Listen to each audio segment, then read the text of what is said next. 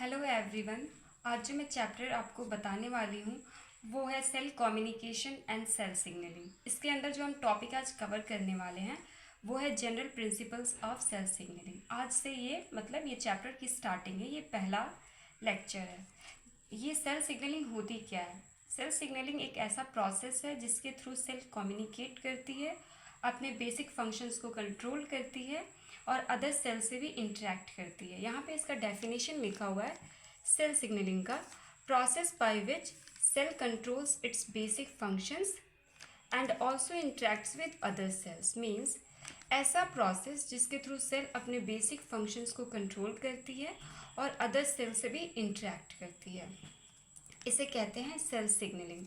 Cell signalling अब based किस पे है, इसका प्रिंसिपल्स क्या है? तो इसमें इन्वॉल्व होता है एक रिसेप्टर और सिग्नलिंग मॉलिक्यूल। सिग्नलिंग मॉलिक्यूल को लीगेंड भी कहते हैं और रिसेप्टर को रिसीवर भी कहते हैं, जो इन्फॉर्मेशन को रिसीव करता है। इन्फॉर्मेशन लेकर आता है सिग्नलिंग मॉलिक्यूल और उसे रिसीव करता है रिसेप्टर। रिसेप्टर प्रोटीन का बना रहता है और protein that receives the signals.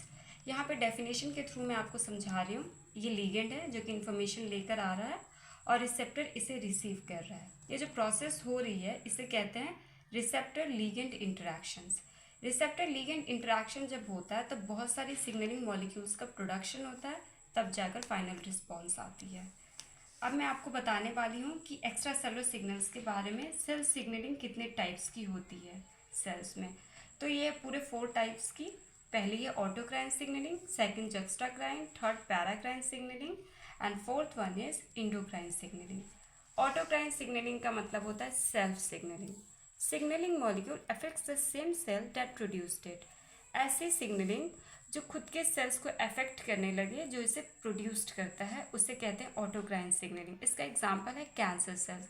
Cancer cells में क्या होता है? कैंसर सेल कुछ ऐसे केमिकल्स का प्रोडक्शन करता है जो कैंसरियस सेल्स के नंबर्स को, उसके डिवीजन को इंक्रीज करने लगता है। ये होता है एग्जांपल ऑटोक्राइन सिग्नलिंग का, मतलब जो खुद के सेल्स को ही अफेक्ट करने लगे। सेकेंड है जक्स्टाक्राइन सिग्नलिंग। जक्स्टाक्राइन सिग्नलिंग में क्या होता है? ये सिग्नलिंग को बहुत ही क्लोज कॉन्टैक्ट की रिक्वायरमेंट होती है। Signalling that requires very close contact. Example है सेल एंड ईसीएम। सेल मतलब खुद के अंदर जो भी सिग्नलिंग हो रही है, इंटरेक्शंस हो रहे हैं, वो हो गया। और सेकेंड ईसीएम। ईसीएम का फुल फॉर्म होता है extra cellular matrix. Extra cellular का मतलब होता है आउटसाइड द सेल और मैट्रिक्स का मतलब होता है जेल लाइक सब्सटेंस। और तो ये होता है जैसे कि प्लांट सेल में सेल वॉल होती है सेल मेम्ब्रेन के बाहर, वैसे ही एनिमल सेल्स में सेल मेम्ब्रेन के बाहर होता है ईसीएम। यहाँ पे इसका डेफिनेशन है gel like substance that surrounds animal cells and tissues. मैं अभी ईसीएम के बारे में यहाँ इतना ही बता रही हूँ क्योंकि इसके बारे में अभी बता नहीं सकते इतनी जल्दी, क्योंकि ये तो ग्रेजुअली जैसे जैसे जाएगा वहाँ आपको समझाया जाएगा। तो फिलहाल आप इतना इसके बारे में जान लो ताकि आगे चल के आपको कन्फ्यूजन ना हो जब इसके बारे में बताया जाए। तो थर्ड वन है पैराक्राइन सिग्नलिंग। इसमें होता है जो ऐसी सिग्नलिंग जिसको नेबरिंग सेल्स के बीच में होती है, आसपास के सेल्स के बीच में जो सिग्नलिंग होती है उसे कहते हैं पैराक्राइन सिग्नलिंग। इसका एग्जाम्पल है एनो सिग्नलिंग। एनो का फुल फॉर्म होता है नाइट्रस ऑक्साइड। तो जो एनो होता है उसका लाइफ टाइम जो होता है बहुत ही कम होता है, फ्यू सेकंड्स का होता है, उसके बाद ये डिग्रेड कर जाता है। इसलिए ये एग्जाम्पल आता है पैराक्राइन सिग्नलिंग में। तो इसके बारे में भी आप सोचोगे कि एक्चुअली में ये है क्या, तो इसको भी मैं आपको जीपीसीआर जब पढ़ाऊंगी इसके बाद उसमें इसको पूरे अच्छे से समझाऊंगी। यहाँ तो इसे नहीं क्लियर किया जा सकता है, तो फिलहाल आप इतना याद कर लो paracrine signalling because it has short life time, degraded in few seconds.